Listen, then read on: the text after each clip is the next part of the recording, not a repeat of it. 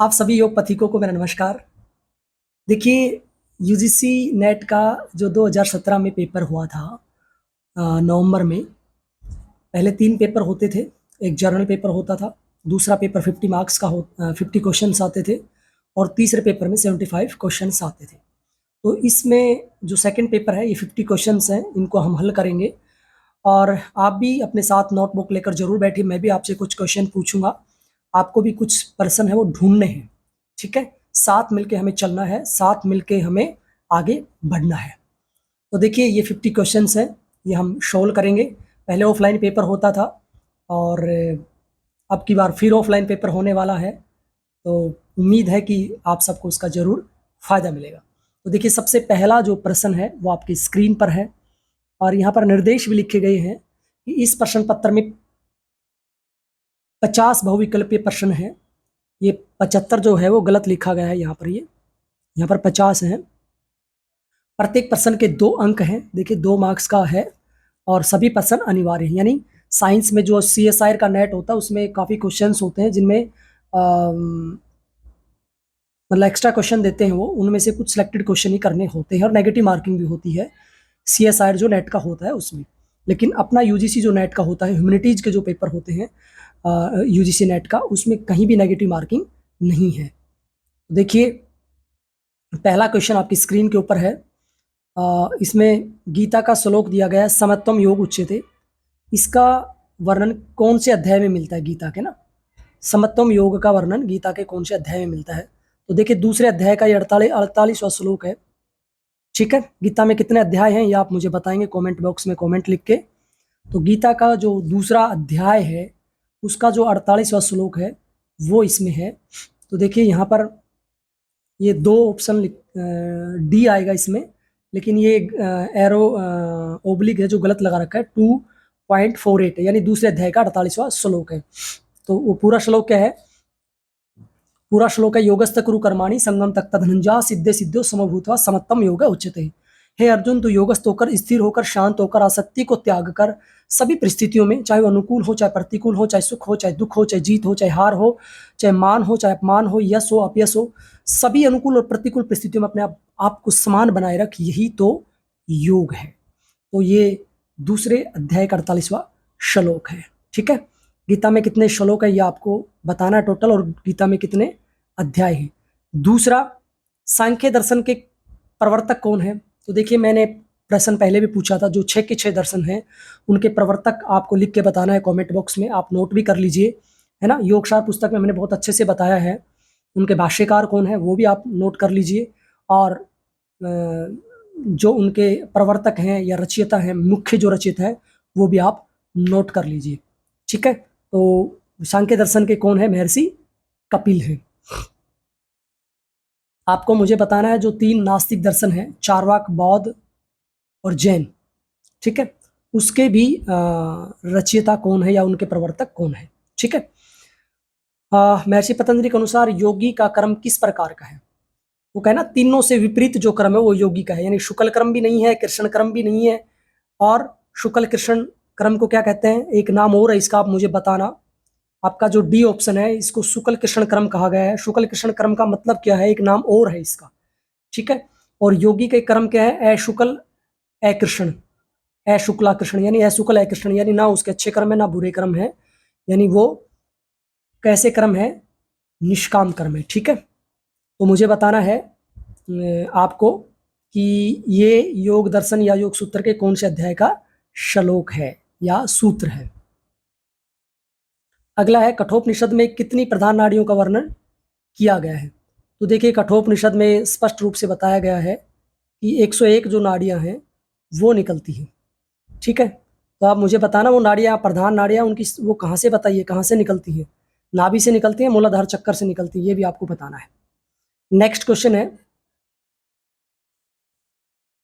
निम्नलिखित में से किस आसन का वर्णन शिव संहिता में नहीं किया गया है? तो देखिए, शिव संहिता में आपको स्वास्तिक आसन का वर्णन मिलेगा, आपको पद्मासन का वर्णन मिलेगा और उग्रासन का वर्णन मिलेगा। आपके लिए अब मेरा प्रश्न है कि शिव संहिता के कौन से चैप्टर में या अध्याय में आसनों का वर्णन मिलता है? एक प्रश्न। दूसरा प्रश्न, शिव संहिता के रचयिता कौन है? ठीक है। तीसरा प्रश्न है शिव संहिता में कुल कितने अध्याय हैं। चौथा प्रश्न है आपके लिए शिव संहिता में कुल कितने श्लोक हैं। ठीक है, और अंतिम प्रश्न है शिव संहिता में जो ये जो आसन दे रखे हैं तो कुल कितने आसनों का वर्णन मिलता है शिव संहिता में, और उग्र आसन को दूसरा नाम क्या है या क्या बोला गया है। ठीक है, ये 5-6 क्वेश्चन है आपसे। नेक्स्ट, हठ रत्नावली के अनुसार चित्तवृत्तियों का निरोध कहलाता है। चित्तवृत्तियों के निरोध को क्या कहा है, तो देखिए वहां पर हठ रत्नावली है, तो चित्तवृत्तियों का जो निरोध है उसको महायोग कहा है। ठीक है, हठ योग तो कहा नहीं है, ना राजयोग कहा है, ना योग कहा है, तो महायोग कहा है। ठीक है, क्वेश्चन नेक्स्ट।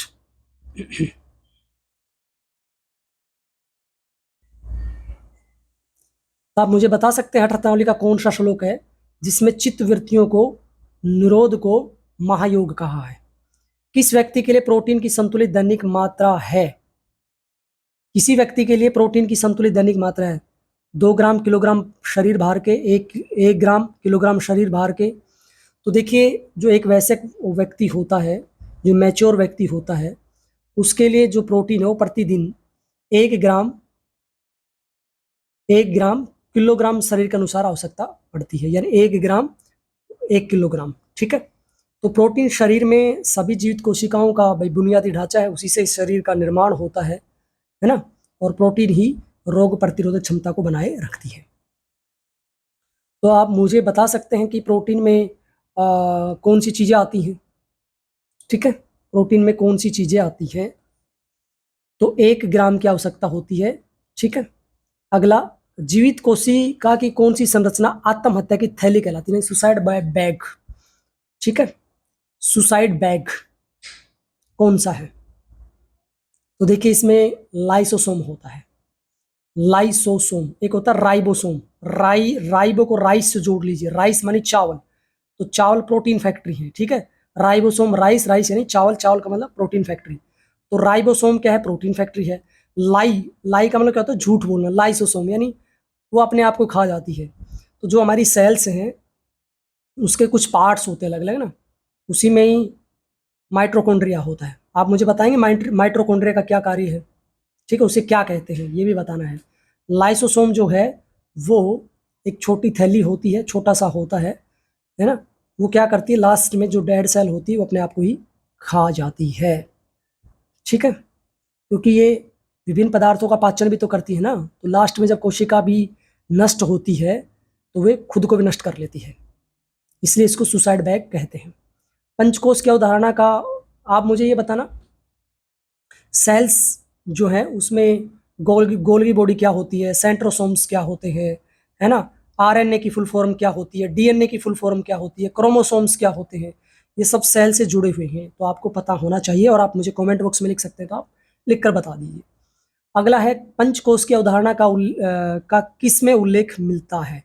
ये पहले भी प्रश्न आ चुका है, तैत्तरीय उपनिषद में मिलता है, तो आप मुझे बताना तैत्तरीय उपनिषद के कौन से अध्याय में या कौन से श्लोक में या कौन सी वल्ली में इसका वर्णन मिलता है। अगला है मनोविज्ञान किसका वैज्ञानिक अध्ययन है, यानी साइकोलॉजी है किसका वैज्ञानिक अध्ययन है। तो देखिए पहले इसको आत्मा का अध्ययन बोलते थे, फिर इसको मन का अध्ययन कहने लगे।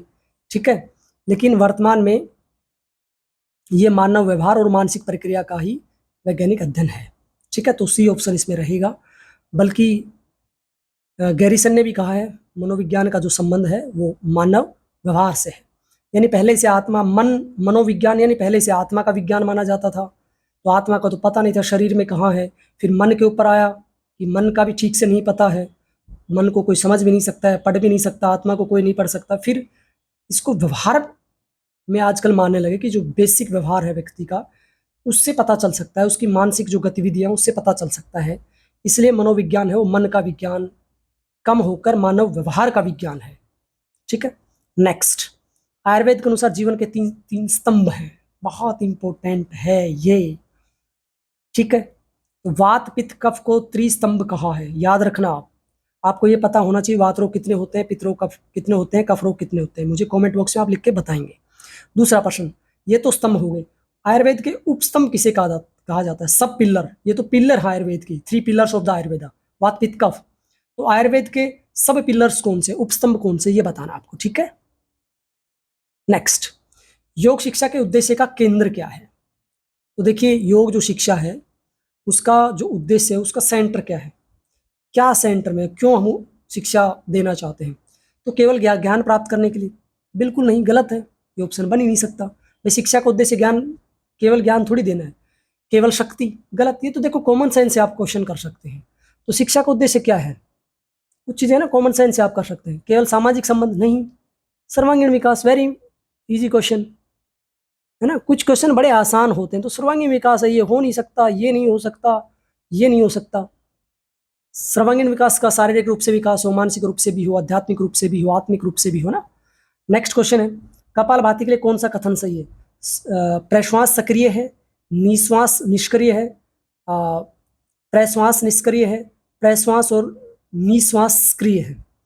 तो देखिए, कपाल का मतलब क्या होता है? मस्तक होता है, सिर होता है ना, ये होता है आपका कपाल। और भाती का मतलब होता है चमकने वाला, ठीक है। तो कपाल भाती का मतलब क्या हो गया? चमकने वाला। तो ये क्या है? इसमें कपाल भाती के लिए कौन सा कथन सही है? प्रश्वास सक्रिय है इसमें, या निश्वास निष्क्रिय है, या प्रश्वास निष्क्रिय है, या प्रश्वास और निश्वास सक्रिय है? तो देखिए, हम इसमें श्वास छोड़ने पर बल देते हैं, श्वास लेने पर बल नहीं देते हैं। ऑटोमेटिक श्वास अंदर आता है। तो कौन कौन सक्रिय रहता है? इसमें पूछा कौन सा कथन सक्रिय, प्रश्वास सक्रिय है, ठीक है। एक होता है श्वास, एक होता है प्रश्वास, ठीक है। एक होता है निश्वास निष्क्रिय, नहीं, निश्वास तो एक्टिव रहता है, निश्वास। प्रश्वास निष्क्रिय रहता नहीं, ये भी गलत है। प्रश्वास और निश्वास सक्रिय, ये भी गलत है। वैसे प्रश्वास सक्रिय रहता है इसमें ना, श्वास छोड़ने पर ही बल दिया जाता है ना, यानी एक्जेल जो है ना वो सक्रिय रहता है।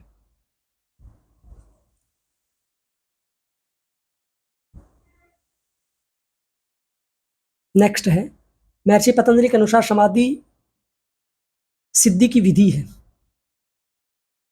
समाधि सिद्धि की विधि पूछी है, तो उसमें बताया गया है कि समाधि की सिद्धि मिल सकती है अगर आप क्या करेंगे? ईश्वर प्रणिधान का अभ्यास करेंगे, और क्या करेंगे? अभ्यास और वैराग्य अगर आपके अंदर रहेगा तो डेफिनेटली आपको समाधि की सिद्धि मिल जाएगी, ठीक है। तो ईश्वर प्रणिधान यानी डेडिकेटेड टू लॉर्ड, भगवान को समर्पित कर देना, ठीक है।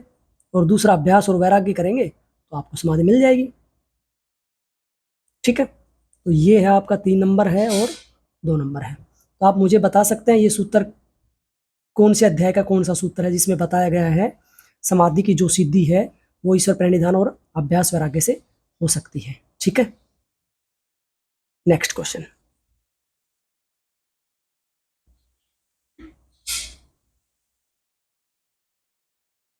नेक्स्ट क्वेश्चन है, निम्नलिखित में से मौसम में नए योगाभ्यासों का अभ्यास शुरू करना चाहिए? किसमें बताया? घेरण संहिता में। कौन से श्लोक में बताया? ये आपको बताना है। कौन से अध्याय के कौन से श्लोक में बताया गया है? तो देखिए, नए जो योग अभ्यासी हैं जो पहली बार योग करना चाहते हैं उन्हें 2 ऋतुओं में योग अभ्यास शुरू करना चाहिए।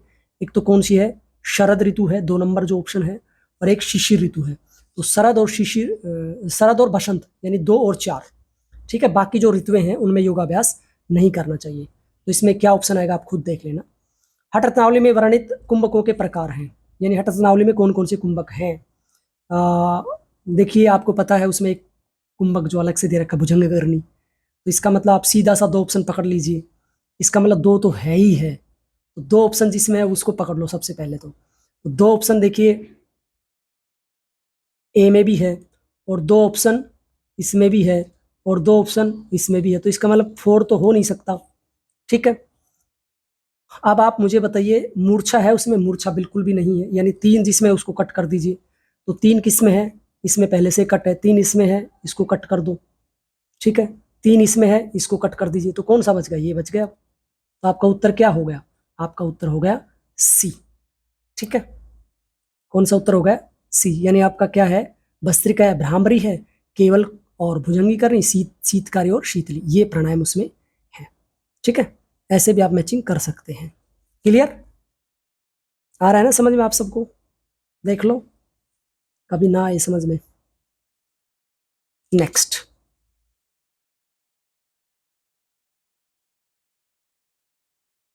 निम्नलिखित में से कौन सा विटामिन वसा घुल्ले, यानी विटामिन जो होते हैं कौन कौन से होता है मुझे बताना।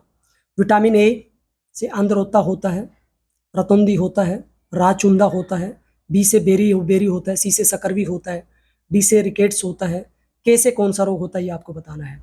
तो वसा में घुलनशील जो विटामिन कौन सा है वो आपको बताना है। अब सोच लीजिए जल में घुलनशील कौन कौन से हैं। बी और सी को जल में घुलनशील माना जाता है, वाटर सोलुबल होते हैं, है ना। कौन से? बी और सी। तो बी सी को छोड़ दिए, बच गया क्या? ए और डी। तो वसा में घुलनशील बाकी बच गए ए और डी। ठीक है, तो ए और डी वाला ऑप्शन आप देख लीजिए। तो ए और डी किस में है आपका? इसमें देखिए ए और डी, एक और चार ऑप्शन बनेगा। एक और चार का मतलब क्या हो गया?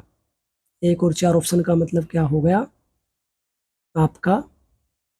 B option. ठीक है। कप प्रकृति वाले व्यक्तियों के लिए आहार के निम्नलिखित में से कौन से प्रकार लाभदायक हैं? तो देखिए जिनकी कफ प्रकृति होती है ना, उनको एक तो लघु खाना चाहिए ना, हल्का। ठीक है, और दूसरा रुक्स। ठीक है, उन्हें भारी नहीं खाना चाहिए, स्निग्ध चिकना नहीं खाना चाहिए, क्योंकि पहले कप प्रकृति है। तो आप इसमें भी थोड़ा माइंड लगाएंगे कि स्निग्ध, स्निग्ध का मतलब चिकना है, चिकना तो खाना ही नहीं है कप प्रकृति वालों को। प्रकृति वालों को गुरु जो भारी है वो भी नहीं खाना है, तो वो लघु खाएं, थोड़ा रुष्क रुष्क खाएं, सूखा हुआ खाएं। तो जिसमें तीन ऑप्शन है और जिसमें दो ऑप्शन है वो दोनों ठीक है। तीन और दो देख लीजिए आप।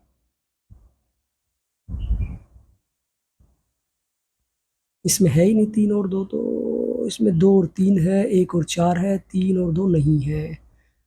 बी, हाँ बी में है दो और तीन, बिल्कुल।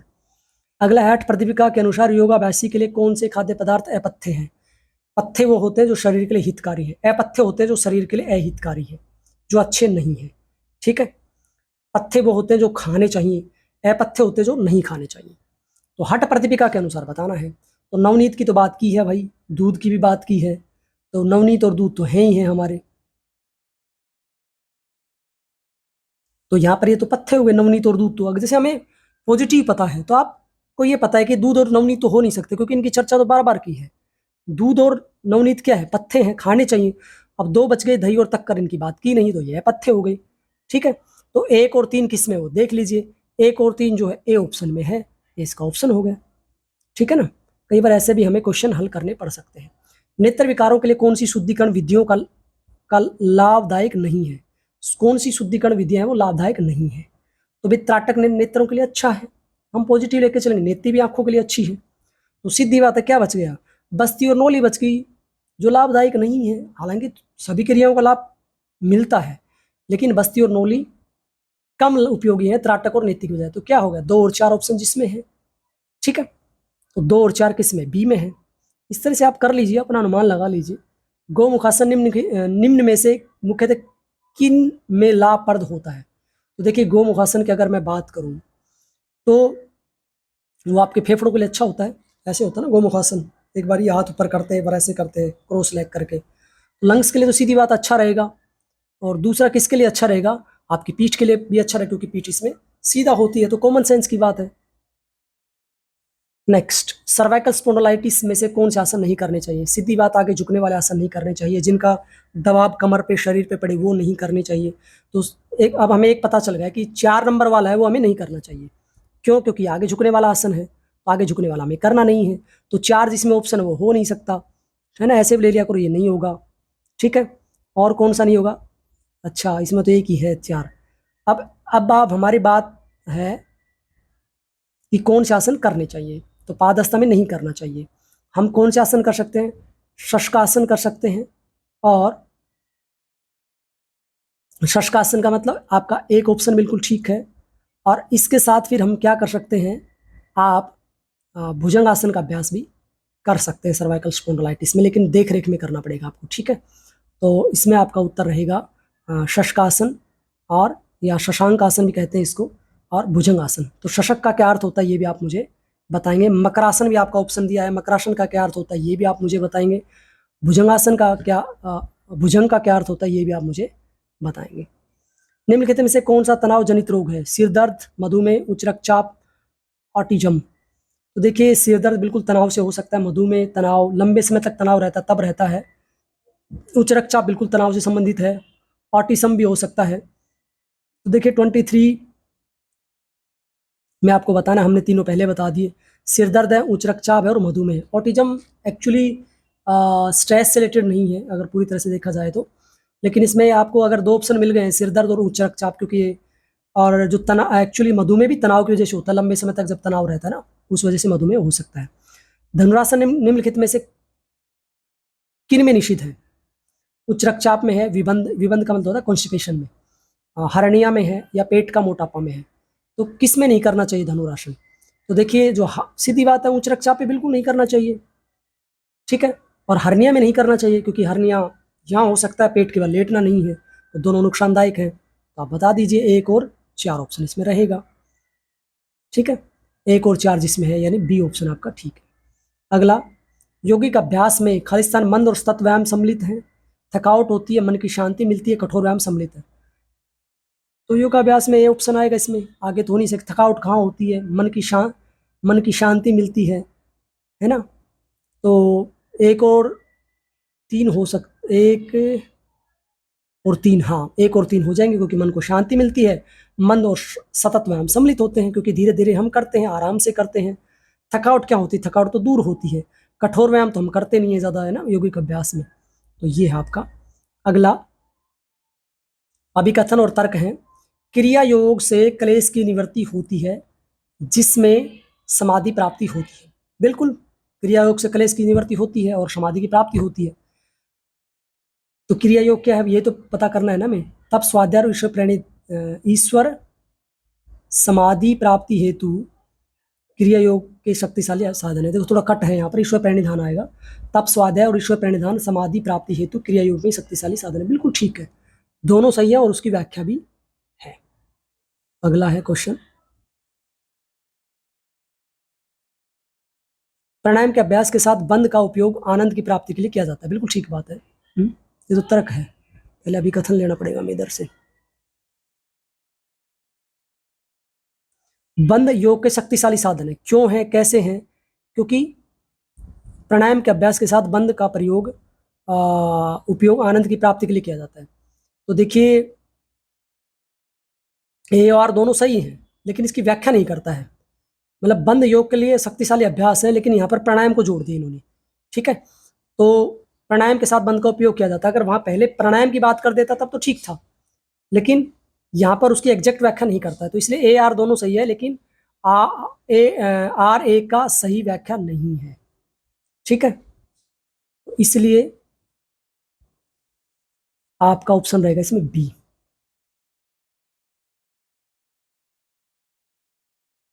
अगला है, खनिज सूक्ष्म पोषक तत्व है। बिल्कुल ही सही बात है। कैसे, क्यों? क्योंकि खनिज पोषाहार के लिए आवश्यक है, यद्यपि उनकी आवश्यकता कम मात्रा में। तो बिल्कुल सही है, ए और दोनों ही सही है। खनिज जो होते हैं, मिनरल जो होते हैं, वो सूक्ष्म पोषक तत्व होते हैं, माइक्रो होते हैं, बिल्कुल कम मात्रा में जरूरत होती है। क्यों है वो? क्योंकि इसमें स्पष्ट कर दिया है, खनिज पोषाहार है, पोषण मिलता है उससे, लेकिन उनकी आवश्यकता कम मात्रा में ही होती है।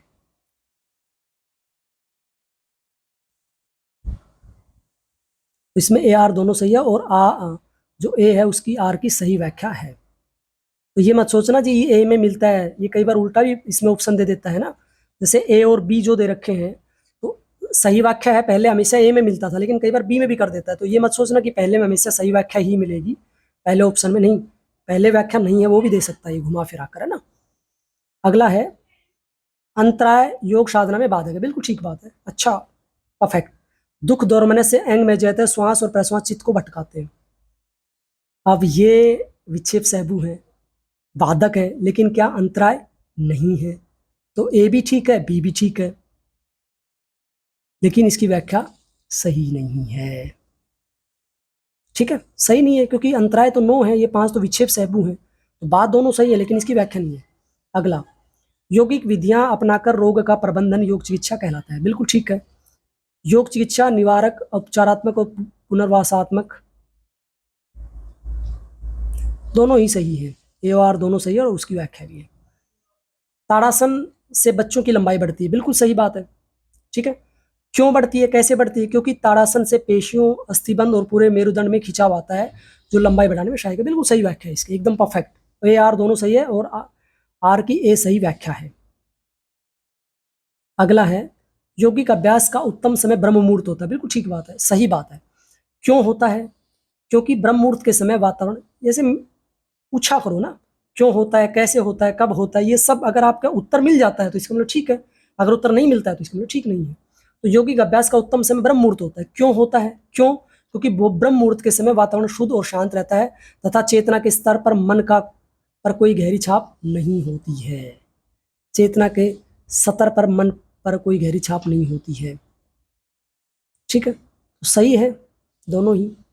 अगला है तैत्तरीय उपनिषद में उल्लेखित उनके उद्भव के अनुसार निम्नलिखित को उचित क्रम में व्यवस्थित करें। यानी पुरुष, पृथ्वी, अन्न, औषधि, कूट का प्रयोग आपको करना है। ठीक है, तो देखिए तैत्तरीय उपनिषद में बताया है कि सबसे पहले क्या उत्पन्न हुआ है, पृथ्वी हुई है, फिर औषधि की उत्पत्ति हुई है, फिर अन्न हुआ है, फिर पुरुष हुआ है। ठीक है, तो ये आपको सीक्वेंस याद रखना है। योग वशिष्ठ के अनुसार ज्ञान के निम्नलिखित अवस्थाओं को उचित क्रम में व्यवस्थित करें। तो सब ये आप रट लीजिए, हर बार आता है। सबसे पहले शुभेच्छा होती है, फिर विचारणा होती है, फिर तनुमांशा होती है, फिर सत्वापत्ति होती है। तो ठीक है, 3 2 4 1 आएगा ना।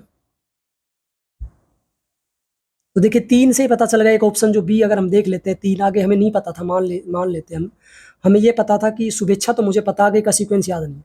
तो 3 आप देख लीजिए, एक में ऑप्शन है, यानी ऑप्शन बी जो है उसमें है। इससे आइडिया आपको आ जाएगा। संप्रज्ञात समाधि में निम्नलिखित प्रकारों का उचित क्रम में व्यवस्थित करें। संप्रज्ञात समाधि, तो देखिए सबसे पहले क्या होता है, वितर्क, फिर विचार, फिर आनंद, फिर अस्मिता। सीक्वेंस आपको याद होना चाहिए, वितर्क, विचार, आनंद और अस्मिता। आप लगा लीजिए, देख लीजिए कौन सा आएगा। नादानुसंधान की निम्नलिखित अवस्थाओं को उचित, अच्छा ये हो गई, ये भी वही है, इसी तरह का, पहले आरंभ अवस्था, फिर घटावस्था, फिर परिचय अवस्था, फिर निष्पत्ति अवस्था।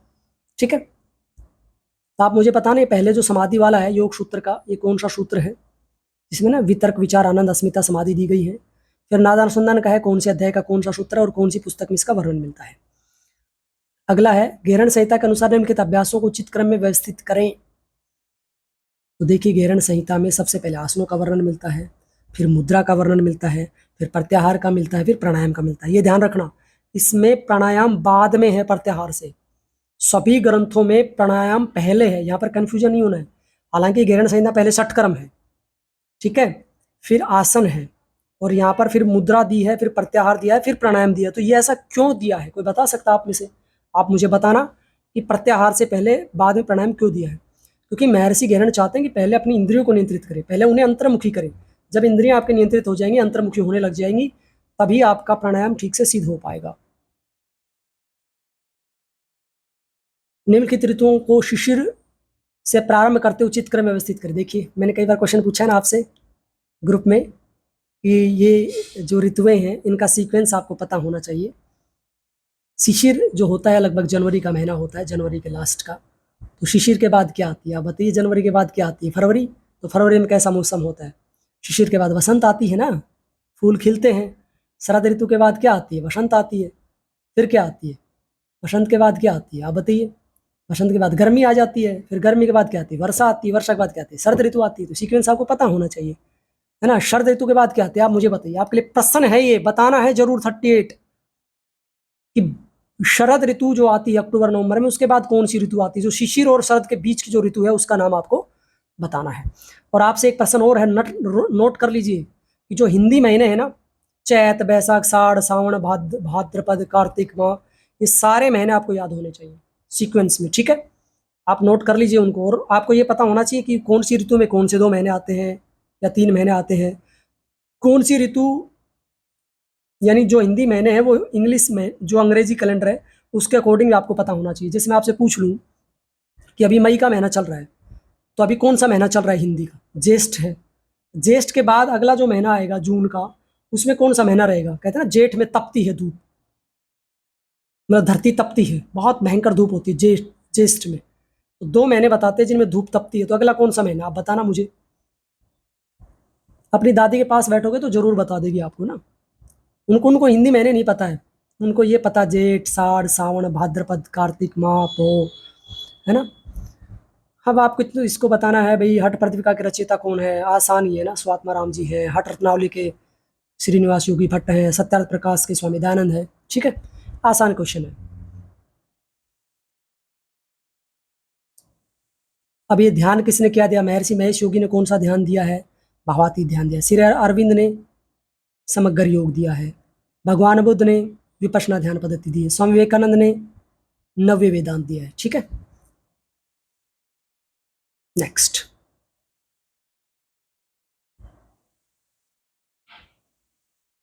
इसमें भी मिलान ही है। वासना हेतु किसका कारण बनती है? वासना जन्म आयु भोग का, या वासना फल क्लेश कर्म, वासना आश्रम विषय, वासना आलम्बन चित्त। तो वासना हेतु जो है वो क्लेश कर्म होता है। ठीक है, वासना का जो कारण क्या है? कारण क्या है? हेतु का मतलब कारण क्या है? कलेश और कर्म। वासना का फल क्या है? भाई आपको जन्म से मिल रही है तो जन्म आयु या भोग से मिलता है ना वासना का फल। आपको वासना का आश्रय, आश्रय क्या है? विषय है, विषय भोगों की तरफ हम आसक्त होते हैं। और वासना का आलंब क्या है? वासना का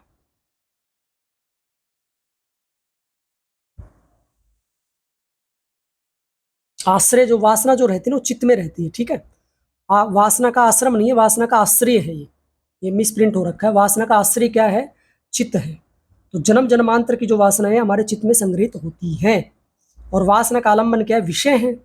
वासना किधर जाएगी? विषयों की तरफ जाएगी, है ना। आंखें रूप की तरफ जाना चाहती हैं, कान ऐसे शब्द सुनना चाहते हैं, ये सब।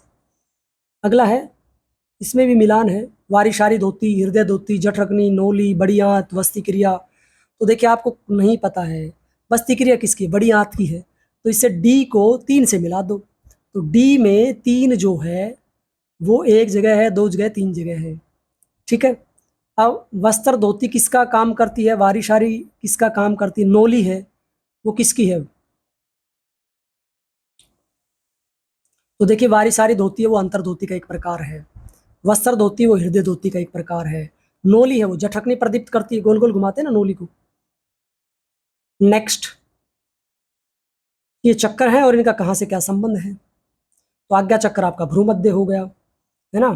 अनाहत क्या? दोनों सतनों के मध्य हो गया। विशुद्धि कहाँ होता है? आप खुद बताएंगे। मणिपुर कहाँ होता है? आप खुद बताएंगे। स्वादिष्ठान कहाँ होता है? खुद बताएंगे, आसानी है। नेक्स्ट,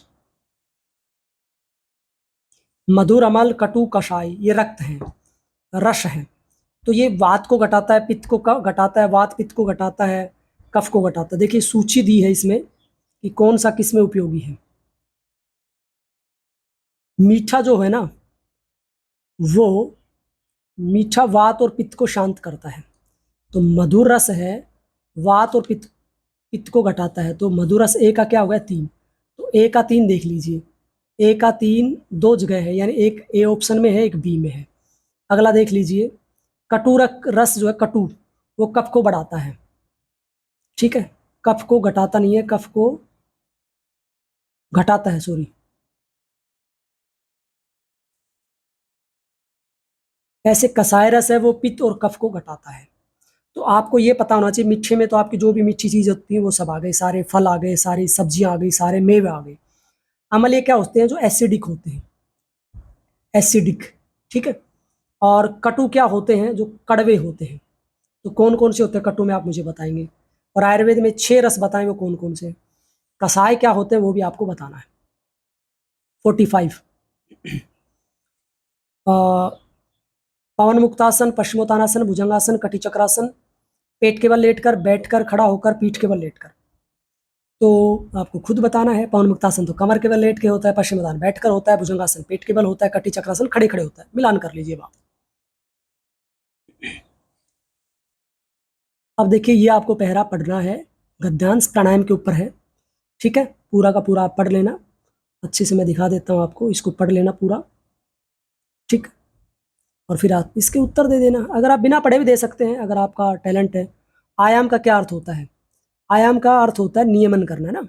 इसमें दे रखा है, यानी विस्तार करना। प्राणायाम के अभ्यास की सलाह दी जाती किसको? भाई प्राणायाम का अभ्यास है वो आसन सिद्धि के लिए किया जाते हैं। ठीक है,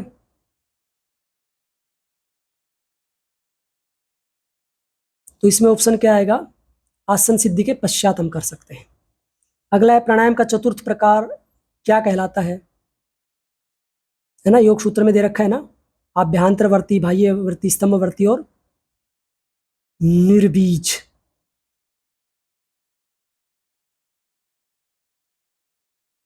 है ना, स्तंभवर्ती है ना। प्राणायाम निम्नलिखित में से किसका प्रवेश द्वार है? धारणा का प्रवेश द्वार बताया प्राणायाम को, फल बताया ना उसका प्राणायाम से, धारणा सूचा योग्यता मनस्य है। कौन सा सूत्र आप बताना। अष्टांग योग का चतुर्थ चरण क्या है? प्राणायाम है। तो ये थे हमारे 50 क्वेश्चंस, ठीक है। 50 क्वेश्चंस हम जान चुके हैं। Is it clear? आज हमने क्या जाना है 50 क्वेश्चंस के बारे में। ये क्या था? ऑफलाइन पेपर हुआ था ये आपका। कैसे? ऑफलाइन, ठीक है, नवंबर 2017 में। कैसे हुआ था? ऑफलाइन हुआ था, ठीक है। कैसे हुआ था? ऑफलाइन। कौन सा पेपर था ये? योग का फर्स्ट और वैसे सेकंड पेपर था ये, ठीक है। योग का क्या? फर्स्ट पेपर था ये।